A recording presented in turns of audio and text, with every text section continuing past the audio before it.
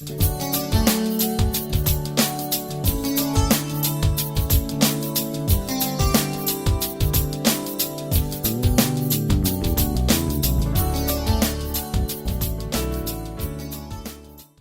outra coisa rapidinha nesse começo, mas eu gosto de começar agradecendo, né? Como você sabe, eu sou muito agradecido a Deus por ter a oportunidade de ministrar essa palavra, ou de ter conhecido essa palavra e de ter sido iluminado por essa palavra e agora poder compartilhar essa palavra com vocês. E eu tenho muitos abençoados que me ajudam, que semeiam nesse ministério para que a palavra corra. Então, eu me dirijo agora aos semeadores aqui do Ministério Reconciliados com Cristo, aqueles que semearam durante essa semana que passou. Eu declaro em suas vidas aquilo que o apóstolo Paulo declarava: o meu Deus suprirá todas as tuas necessidades em glória em Cristo Jesus.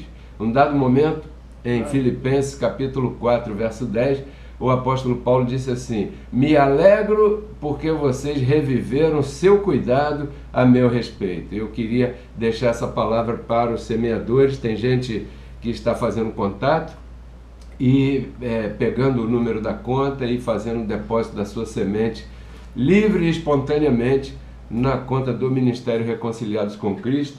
E eu declaro os anjos multiplicando essa semente em saúde, paz, prosperidade e cobertura angelical na tua casa. E repito, compartilhe nossos temas com teus contatos, porque certamente você nos ajudará a salvar uma vida do entendimento equivocado da religião. O tema hoje se chama Os da Ásia me abandonaram. Esse é o tema que Deus colocou no nosso coração para a gente compartilhar com todos vocês. Aqui em segunda carta de Paulo a Timóteo, capítulo 1, verso 15, tem essa expressão. Eu não vou ficar aqui lendo a Bíblia toda hora para você, porque eu quero que essa ministração seja bem dinâmica. Mas nós gostamos aqui no nosso ministério de comprovar para a nossa audiência que aquilo que estamos falando está escrito. Isso é importante, para que você não pense que é algo que nós estamos inventando, que nós estamos aí criando. Não, isso que nós pregamos e ensinamos aqui está escrito. 2 Timóteo, capítulo 1, verso 15, diz assim, note qual era o contexto aqui. O contexto é que Paulo estava preso em Roma. Você lembra disso? O apóstolo Paulo, ele foi preso lá na Judéia, incitado pelo sistema religioso daquela época. Os governantes o prenderam e tal, e Paulo, como era cidadão romano, ele apelou para César, e então aquele responsável daquela região lá enviou o apóstolo Paulo para lá, para Roma, e aqui Paulo está na cadeia em Roma. Estamos no ano 66, mais ou menos, da nossa era, e Paulo começou a escrever várias cartas. E essa carta aqui ele escreveu para Timóteo, que era um dos seus colaboradores, e ele fala isso, ó, bem sabes isto, que os que estão na Ásia, todos me abandonaram. E depois ele cita aqui alguns nomes de algumas pessoas. Já disse e repito, Paulo foi preso por influência do sistema religioso, porque Paulo era um pregador de discordância. O que Paulo pregava discordava frontalmente com o sistema religioso vigente naqueles dias. E para os que conhecem um pouco de história, sabem que Paulo morreu no ano 67, degolado ali em Roma, embora o sistema religioso católico diga que Paulo ascendeu aos céus, e isso é uma questão que pode se discutir. Então, quando mataram o apóstolo Paulo, mataram aquele que tinha o antídoto. E aqui eu me refiro à religião.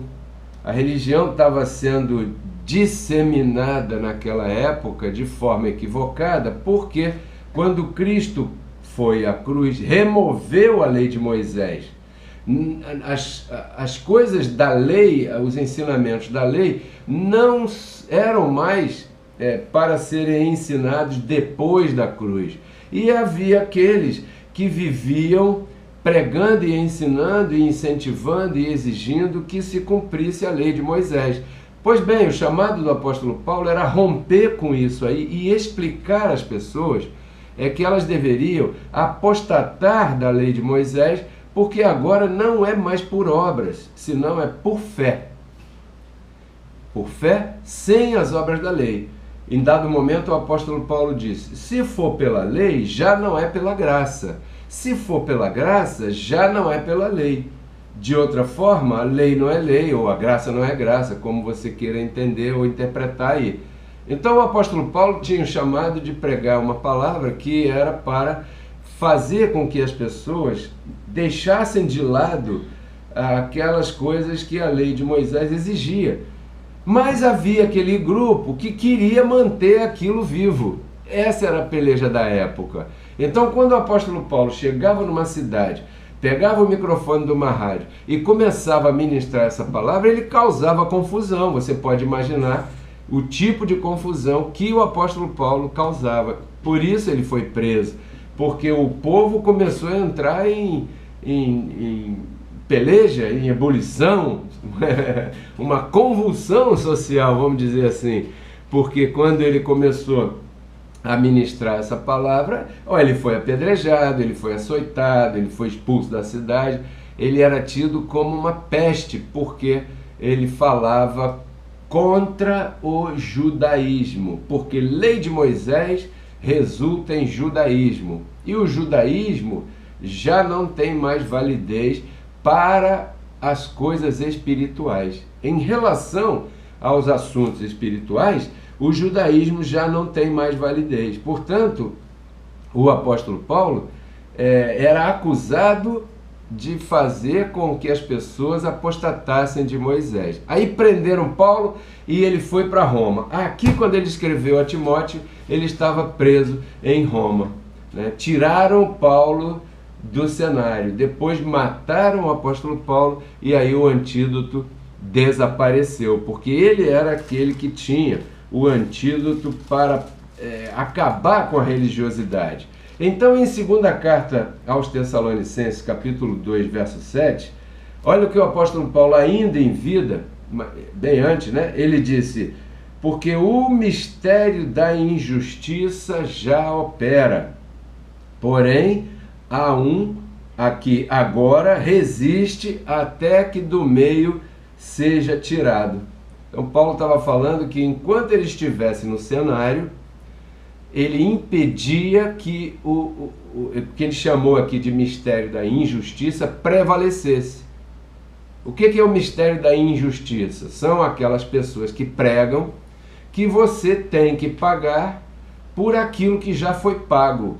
Isso é injusto, porque o Evangelho, que é a revelação da justiça de Deus, diz que Cristo, da mesma maneira que Adão trouxe o pecado, Cristo pagou o preço pelo pecado, e isso se chama justiça de Deus. Aí ele justificou todo mundo. Todo mundo agora foi justificado, porém é por fé. Então, quando Paulo estava no cenário, o mistério da injustiça, que eram aquelas pessoas que discordavam disso, elas não podiam invadir, porque o apóstolo estava presente levantando a bandeira do Evangelho. Lembra que em Atos 20, 28 e 29, o apóstolo Paulo diz: depois que eu morrer, vai entrar dentro da igreja lobos vorazes que vão levar o rebanho, vão arrastar o rebanho atrás de si. Pessoas que dentre vós mesmos se levantarão falando coisas perversas em relação ao Evangelho.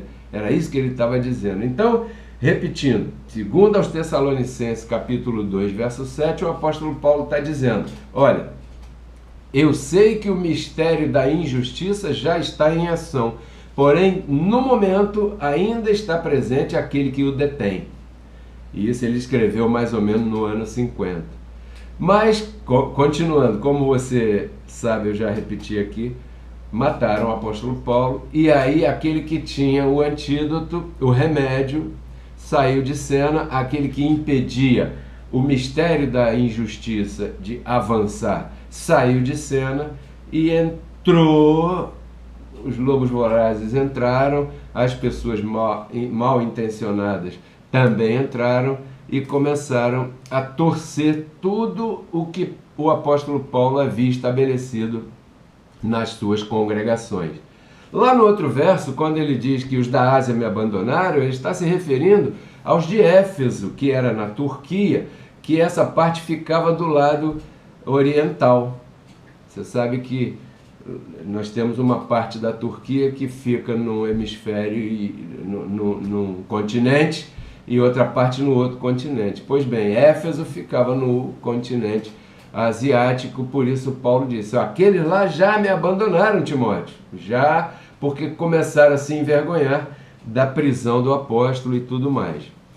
Então, com a evolução disso tudo, eu estou te explicando várias coisas para que você possa estabelecer no teu entendimento um contexto de conhecimento um pouco bíblico, um pouco histórico, para você entender por que é que a religião hoje é como é e que nós acusamos que essa religião está equivocada. Por que ela é como é? Por causa disso. Olha aqui, a necessidade que o ser humano tem de se relacionar com Deus, porque todo ser humano tem necessidade de se relacionar com as coisas espirituais. Então a necessidade que toda pessoa tem de se relacionar com Deus, somada com o seu desconhecimento, criou a insanidade religiosa. Você olha hoje a religião e uma pessoa que é um pouco sensata, essa pessoa até ri, acha até ridículo certas práticas que são feitas em nome da religião. Por que isso é assim? Por que isso acontece desse jeito? Por que as pessoas ficam fazendo essas loucuras em nome da religião que nós vemos por aí? Porque a necessidade que todo mundo tem de se relacionar com Deus, somada com a ignorância em relação aos assuntos espirituais, gera isso, gera uma insanidade religiosa. Exemplo de uma insanidade religiosa: matar um bicho e colocar na encruzilhada de uma rua deserta. Isso é insano, né? Isso é uma coisa que não tem sentido comum. Você subir a escadaria de uma determinada montanha ali, dizendo que vai pagar uma promessa para Deus, para poder Deus te abençoar nisso ou naquilo. Isso é insano. Você entregar para o pastor o teu carro, a tua casa, para Deus te abençoar, para você conseguir salvação, e isso é insano também. Mas tudo isso foi gerado a partir do desconhecimento que as pessoas tiveram, porque o apóstolo Paulo não pôde chegar aonde ele chegaria. Note que ele escreveu aquela carta, ele estava em Roma, e ali ele foi morto. Os da Ásia me abandonaram. E hoje em dia, por exemplo, nós estamos vivendo momentos, né, em que lá da Ásia, em vez de vir o evangelho puro da graça para cá, não, o que veio foi vírus. E em Roma, uma imagem triste da gente ver, mas que nós sabemos que é Deus que está trabalhando. O Papa rezando sozinho numa praça vazia e desolada lá no Vaticano. Paulo foi morto em Roma. Paulo estava escrevendo para Roma, dizendo que ia para a Espanha levar o evangelho puro e verdadeiro. Não deixaram ele chegar lá, porque a pregação que tira inferno, pecado, demônio, essas coisas da mente das pessoas não interessa para os líderes religiosos. Não interessava naquela época e hoje muito menos. Então, eu vou repetir a frase para poder a gente dar sequência aqui. A necessidade que a pessoa tem de se envolver e se relacionar com Deus, somada com o desconhecimento das coisas espirituais, gera a insanidade religiosa. E a insanidade religiosa evolui na ignorância. Quanto mais desconhecimento, mais insanidade. Quanto mais o povo desconhece, mais os pastores aí fora podem enganar as pessoas. Quanto mais os líderes religiosos escondem a verdade das pessoas, mais fácil é manipulá-las. Portanto, num momento como esse, hoje, 29 de março de 2020, em plena pandemia do tal do coronavírus, nós estamos vivendo a incerteza plantada pela mídia, pelos demais meios, e é importante manter a calma. Você sabe que eu não sou um pastor apocalíptico. Eu não estou aqui para pregar apocalipse. Eu estou aqui para trazer uma palavra de paz, de ânimo, de convencimento pela fé, de incentivo pela fé. Então, em 1 aos Tessalonicenses, capítulo 5, eu queria compartilhar isso com você, verso 8, diz assim: mas nós que somos do dia, sejamos sóbrios. Aí está, eu estou vendo muita gente desesperada, porque o que está acontecendo no mundo, as pessoas meio que explicam e tudo mais, mas o que acontece é que todo mundo nesse momento volta os seus olhos para o divino. E onde está Deus? E por que Deus está permitindo tudo isso? E por que isso? Ah, que quanta gente está morrendo. Na Itália está morrendo gente como nunca. Na Espanha está morrendo mais ainda. Nos Estados Unidos vão morrer não sei quantos. Na China já morreram não sei quantos. E as pessoas se perguntam, que propósito tem nisso tudo? Então é um momento em que muita gente está sofrendo por causa da incerteza, plantada, vou repetir, pela mídia, porque a mídia planta incerteza, e os outros meios também. É importante que o povo da graça, que o povo da fé mantenha calma, sejamos sóbrios, né?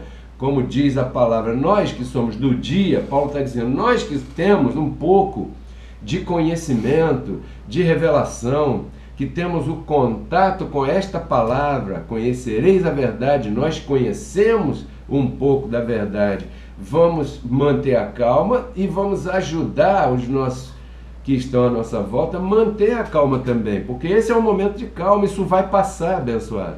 Isso é só uma fase em que Deus está querendo fazer até ateu ficar de joelho e rezar, como eu tenho visto por aí. As pessoas que trocaram o Criador pela criatura, nesse momento, são aquelas que estão correndo no supermercado para comprar papel higiênico. Aliás, eu não sei que relação tem o papel higiênico com a pandemia do tal do Covid-19, mas essas pessoas que incentivaram você a deixar de congregar, que incentivaram você a se relacionar com a natureza, porque Deus é a natureza, Deus é o pensamento positivo, Deus são as vibrações positivas, Deus está em tudo, Deus não sei o quê, e trocaram a direção ou direcionamento do louvor e da glória e da honra de Deus para outras coisas. Essas pessoas aí agora é que tinham que responder a você por que elas te incentivaram, talvez, a você deixar de congregar, deixar de semear, deixar de participar, deixar de ouvir uma palavra tão poderosa como essa, né? E outras coisas mais. Mas vamos deixar isso de lado e vamos seguir. Nós que somos sóbrios, o apóstolo Paulo aqui fala: Deus não nos destinou para a ira, mas para a aquisição da salvação por nosso Senhor Jesus Cristo. Lembra que lá em Romanos Paulo fala que existem vasos de ira e vasos de misericórdia. Deus não destinou a gente como vasos de ira. Fique tranquilo, praga nenhuma vai chegar na tua casa. Isso está prometido por Deus aqui, abençoado. Então, nós temos que ser uma voz diferente dessa voz que está por aí, calculando quantos mortos vão morrer no Brasil em abril, mês que vem, calculando quantos leitos nós vamos ter que precisar, quantas pessoas vão morrer. Então nós somos uma voz de segurança e de paz em meio a essas trevas atuais. Olha só, a mídia apavora as pessoas. Desliga essa televisão, então vai ver um filme, um show, outra coisa. Tira da Globo. A Globo quer derrubar o governo. Você não está vendo? Existem interesses por trás dessa doença, desse vírus que está por aí. Tem pessoas que estão se aproveitando. Olha só, abençoado, preste atenção. Todo mundo sabe que tem que lavar as mãos. O que vai precisar? Vai precisar de álcool gel. Então, você sabe, você já viu isso. Alguns espertinhos foram lá e compraram um montão de álcool por R$10 e estão vendendo para você por 100.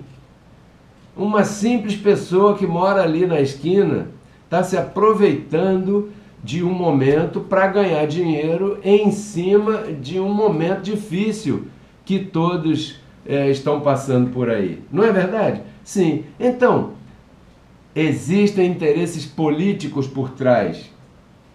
Há um interesse que venha essa enfermidade para atrapalhar. Por quê? Porque tem interesses financeiros, tem interesses políticos, existe um sistema que está estabelecido, dominando há muito tempo. E a mídia, o que a mídia faz? Tem televisão aí que está em plantão, de plantão, 24 horas por dia, só fala de epidemia, só fala do coronavírus, só fala disso e só fala daquilo. Aí o que acontece? A pessoa está em casa, liga a televisão, só tem aquilo, ela começa a ouvir, começa a receber aquela informação. Daqui a pouco essa pessoa, alguém espirrou lá em cima daquela montanha, ela já está morrendo aqui, de tão contaminada. A mídia apavora as pessoas. Não tenha medo, creia no que está escrito.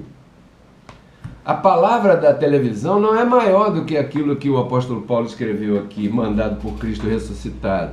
Aí a mídia tira proveito disso porque dá audiência.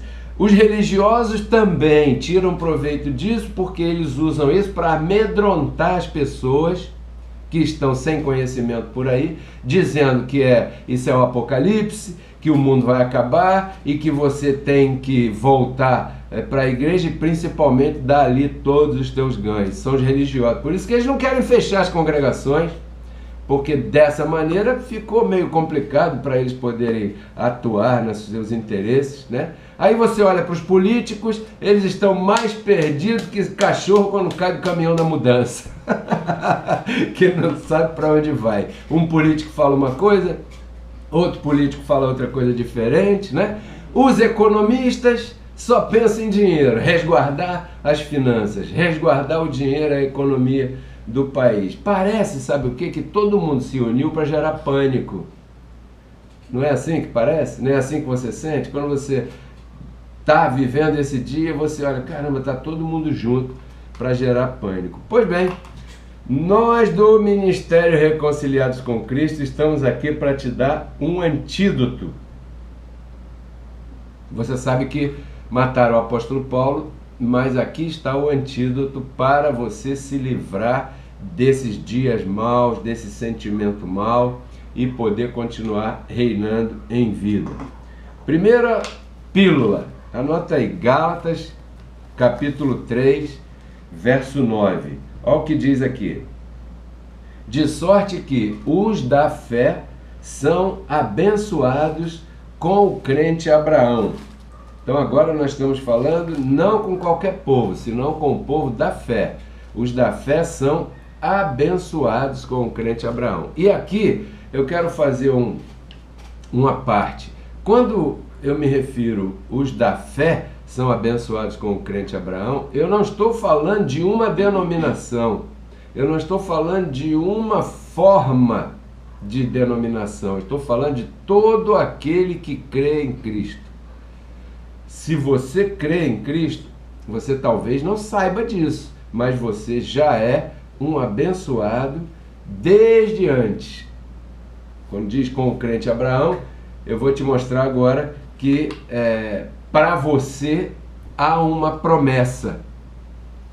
Em Hebreus capítulo 6, verso 13, aclara um pouco mais sobre isso. Diz assim, porque quando Deus fez a promessa a Abraão, quer dizer que os da fé são abençoados com o crente Abraão, ou seja, através do crente Abraão, que Deus fez uma promessa a Abraão. Como não tinha outro maior por quem jurasse, jurou por si mesmo. Lembra? Você talvez já tenha feito um juramento. Eu juro por isso, por aquilo, que eu vou fazer aquilo outro. Pois é, aqui diz que Deus, não tendo ninguém maior, superior, por quem jurar, jurou por si mesmo. O que Deus jurou a Abraão? Abraão, olha, eu vou fazer um juramento aqui a você. O quê? Eu vou abençoar você e toda a tua descendência, aos da fé, está se referindo ali. Porque Abraão não era judeu, Abraão era gentio. O judaísmo só começou quando a lei de Moisés foi estabelecida. Até então, não havia prática de judaísmo. Abraão viveu 430 anos antes da lei de Moisés. Então, Abraão recebeu essa promessa de Deus numa época em que vigorava outro pacto, não era o pacto da lei. Estamos aí falando talvez do pacto dos patriarcas, antes da lei. Só que aquela promessa que Deus fez a Abraão antes da lei, atravessou a lei e chegou até hoje, nos nossos dias. Jurou por si mesmo, dizendo aqui no verso 17, querendo Deus mostrar mais abundantemente a imutabilidade do seu conselho aos herdeiros da promessa, se interpôs com o juramento. Se interpôs entre Abraão e a promessa. Ou seja, Abraão, eu sou o fiador desta promessa que estou fazendo agora. Eu vou abençoar você e toda sua descendência para sempre, para que por duas coisas imutáveis, nas quais é impossível que Deus minta, tenhamos a firme consolação. Então nós temos que ter uma firme consolação. Nós, os que pomos nosso refúgio em, aqui vai a receita de hoje, reter a esperança proposta. Essa é a tua medicina. Você tem que ter na tua mente a retenção daquilo que Deus prometeu a Abraão. Deus propôs a Abraão um juramento de abençoar você, em que na tua casa tudo vai bem, na tua saúde tudo está bem.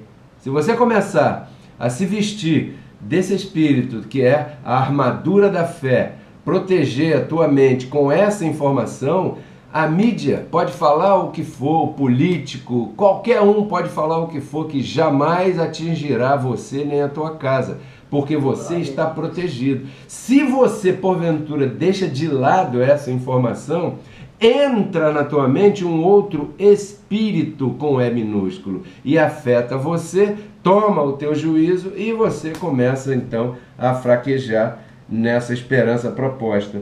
No verso 19 de Hebreus 6:19 diz, a qual esperança proposta temos como âncora da alma, segura e firme, e que penetra até o interior do véu, ou seja, penetra na tua mente.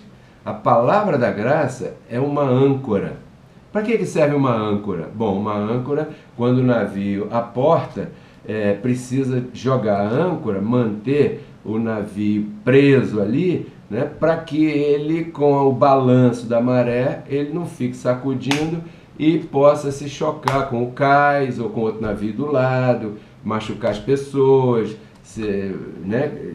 dar um problema, amassar, sei lá, estragar o navio. Então uma âncora serve para manter o navio firme. Da mesma maneira, abençoados, da mesma maneira, uma âncora, que é a palavra, a âncora firme que penetra até o interior do véu, é a palavra que alcança você na tua vida.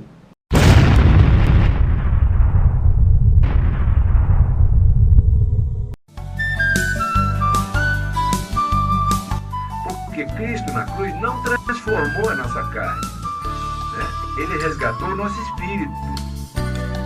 A Bíblia diz que Deus estava em Cristo reconciliando consigo os seus filhos, né? E nos entregou a palavra da reconciliação. E a palavra da reconciliação é essa que nós pregamos, abençoado.